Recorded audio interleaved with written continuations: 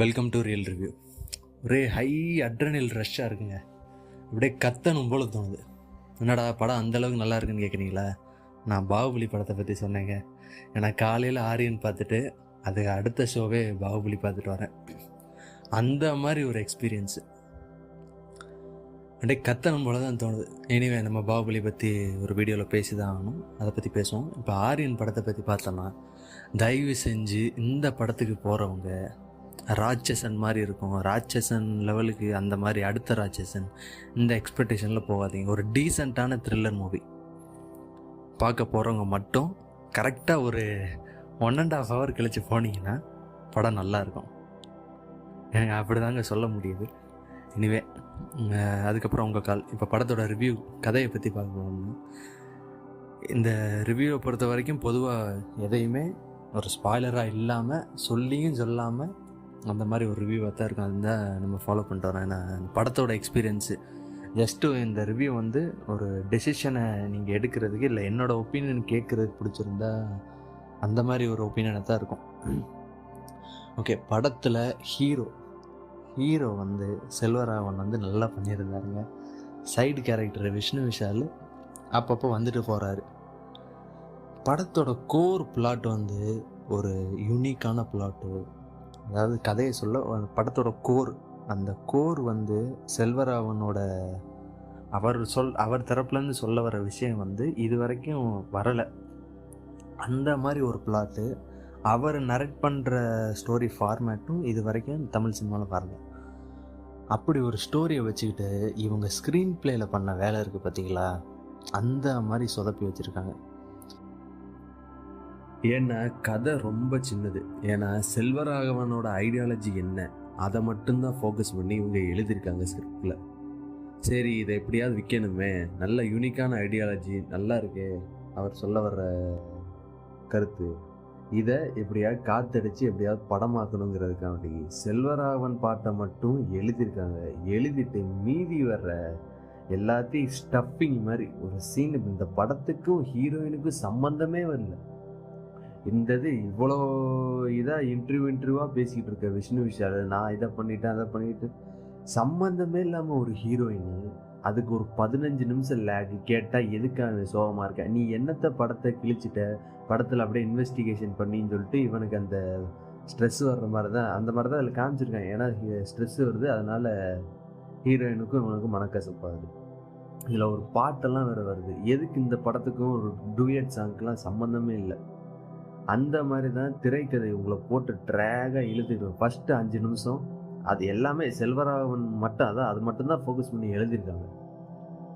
அதே மாதிரி மியூசிக்குன்னு வந்தோன்னா வச்சுக்கோங்களேன், இந்த சாம் சிஎஸ்ன்னு வந்து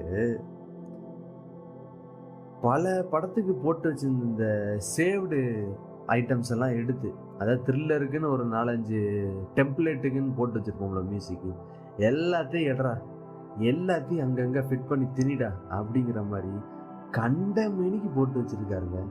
ஒன்று கூட இப்போ படத்துக்கு சீனுக்கு ஆப்ட் ஆகிற மாதிரி ஒன்று கூட இல்லை. ஜிப்ரான்னு வருது, ஆனால் பாதியில் சாம் சிஎஸ்ன்னு வருது.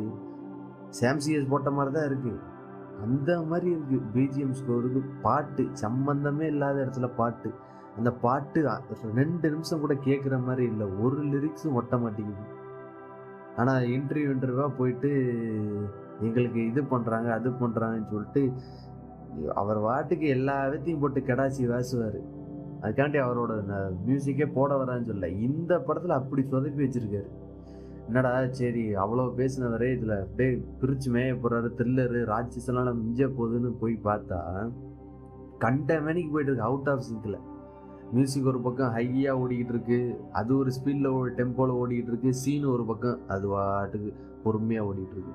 விஷ்ணு விஷால் ஆக்டிங், அதாவது வில்லன் எல்லாருக்கும் தெரிஞ்சு போச்சு செல்வராகவன் தான்ட்டு. விஷ்ணு விஷால் பண்ணுற ஆக்ஷன்ஸ் எதுவுமே உங்களுக்கு என்னடா பண்ணுற சோம்பேறி பயலாக இருக்குது அந்த மாதிரி தான் தெரியும்.